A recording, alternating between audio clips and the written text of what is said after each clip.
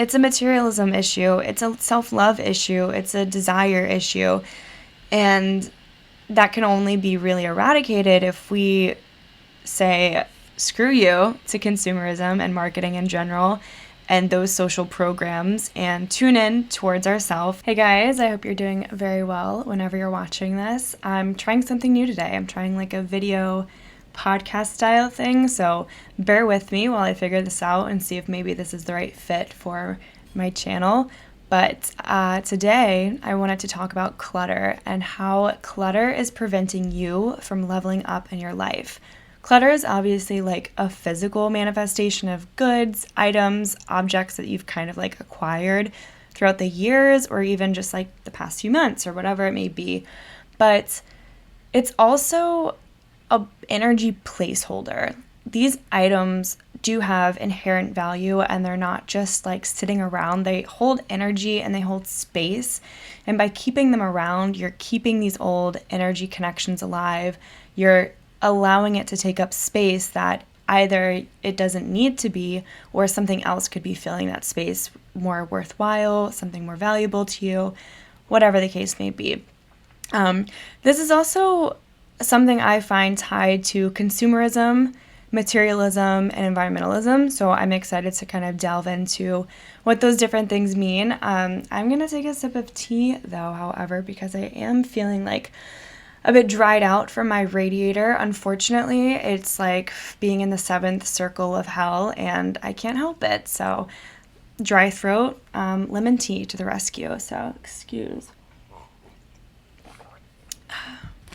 Is that ASMR now? I don't know. So you may have heard this saying that your possessions can end up possessing you. This might be more relative to like if you own a home or a car or something that kind of needs constant like upkeep and maintenance, and you're then expending time, energy, and resources into that maintenance and that upkeep. It's not so unsimilar for things like clothing or electronics and gadgets and just things that you have around for your hobbies and interests, like books even. Like I'm going to have to dust my books and that is a form of maintenance and I'm spending energy doing that. Clothing, I might spend energy mending and repairing. Having so many things that you have to take care of and give your time and energy to can be a really big energy suck once you've realized you just have too much. You just have too much shit and it shouldn't be around and now you're kind of stuck. Sometimes I get this feeling of like just disgust is a very strong word, but I'm almost like repulsed by the amount of things that I own. Sometimes it's very overwhelming and it doesn't make me feel like in touch with my humanity because I've just squirreled away all these things and like I own so much. And sometimes it does leave me feeling pretty down because as like an environmentalist or, someone who tries to cut back on consumption, I feel as if though I like really shouldn't own that many things. That is another kind of social construct around environmentalism and minimalism, however. So these are things I'm all working on, internally, but I just thought I'd voice them here. I want to go back to things holding energy and how, let's say you have something from someone you're no longer friends with, and then you see that item, it still holds that energy of that connection that you might have already moved on from and you might have already let go. And this item is sitting like at the top of your closet. It's taking up space for other things to take that place or to just even purge and get rid of it and like finally really sever that cord, sever that connection and move on from it.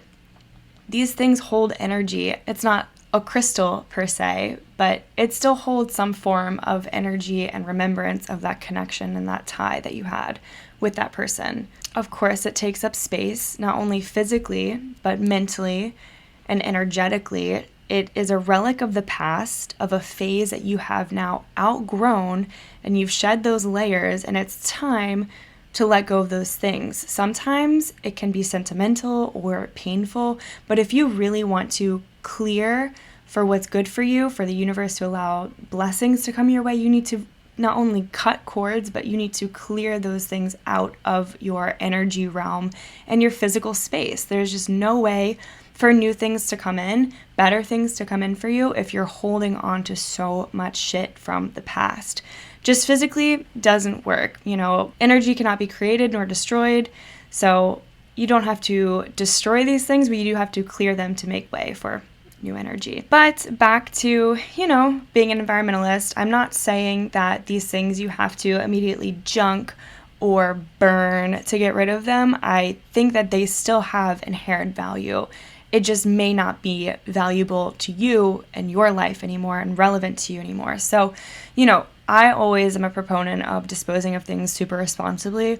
If it's old clothing, maybe you can sell it secondhand, donate it, do a textile kind of recycling program, or maybe even set up a clothing swap. They always say one man's trash is another man's treasure. So that is a very true saying. Just because it doesn't hold much or any value to you anymore doesn't mean it won't hold value to someone else potentially. So, making sure you vet all your options before you just throw it away in a landfill is going to be a really good way to clear out all this old junk, but at the same time feel like you've done it in a responsible way and a respectful way, because I'm sure we may all be familiar with the Marie Kondo method of does this item bring you joy, yes or no? And if not, then you pass it along so it can bring someone else joy. So the landfill is not where it's going to bring someone else joy. That's what I'm saying. As far as the consumerism and materialism aspect of it all, I just think everyone could take time to pause before committing to a purchase. Is this item going to add value to my life, or am I buying into a trend? Is this decor going to be something I look back in 5 years and I'm so happy it's a staple of my space, or is it just seasonal and I'll be rid of it in the next few weeks or months? Taking the time to really reflect and kind of do a pros and cons of how it is going to legitimately add value to your life is going to keep you from acquiring clutter in the first place. But secondly, make sure you're keeping things around that you care about and energetically you don't mind maintaining or upkeeping. And I think that's very important in this kind of go, go, go, buy, buy, buy, advertising all the time, marketing all the time, programming you all the time to be unhappy. And I will get into that later, but being unhappy and this thing is going to make me happy right now, so I'm going to buy it right now. I mean, retail therapy is a real thing. It exists. But we're just really caught in this tidal wave of consumption, instant gratification. I mean, come on, things are at our fingertips and you can literally get it to you delivered in the next day, sometimes even the same day, which is wild. And never-ending trend cycles. That blows my mind. That actually gives me a headache thinking about it. It's also important to ask, why do we succumb to these gimmicks? Do we not love ourselves and our lives enough already that we then have to fill some big, huge void with just shit, crap, things that we do not love and value for the long term, things that come in and go just as fast? We're so often told by marketers and advertisers and huge companies that your life would be so much more joyous with insert product here, or you're not cool, hip, or sexy unless you have overpriced luxury good here.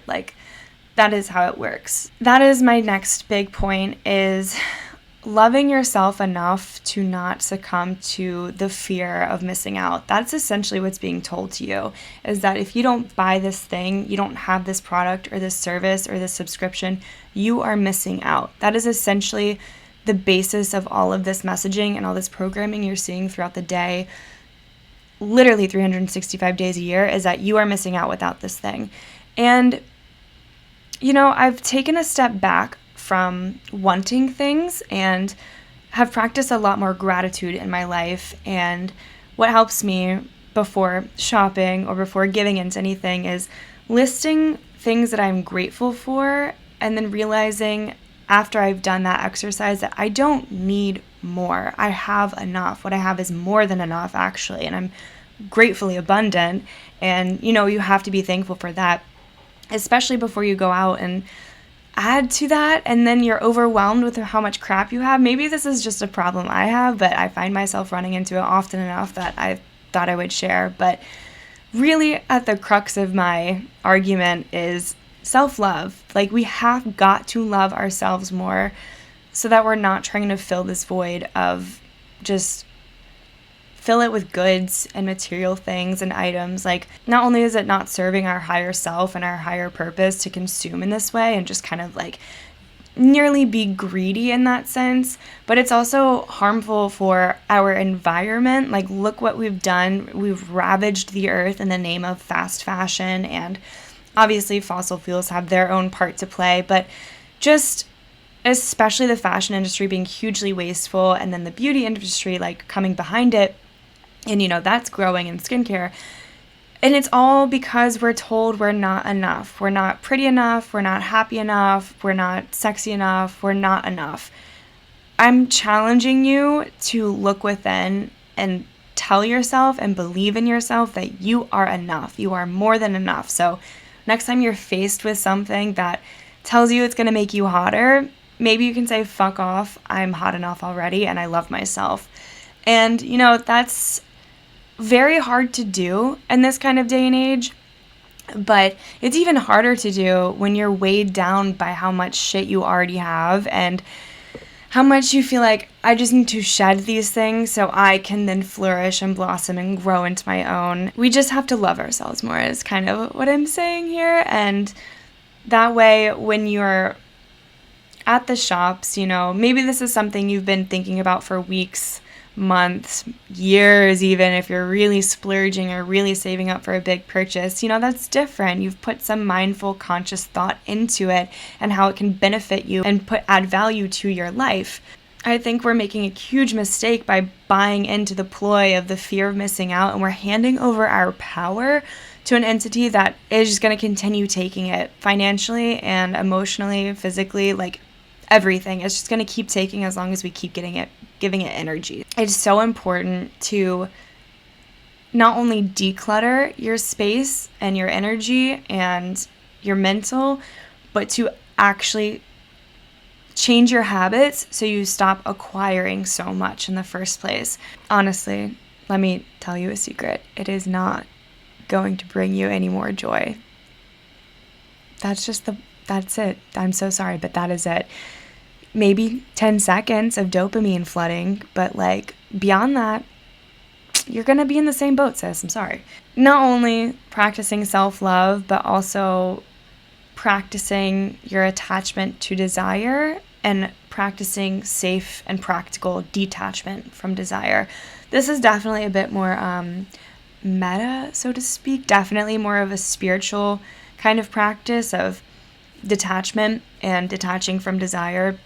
But it's something I think is worthwhile. I would recommend watching like a YouTube video. I can even make like another kind of video about how I've practiced that kind of detachment. It's not easy, but once you can even look inward enough to realize where the desire is coming from, more often than not, it's a lack of just general love and acceptance of yourself.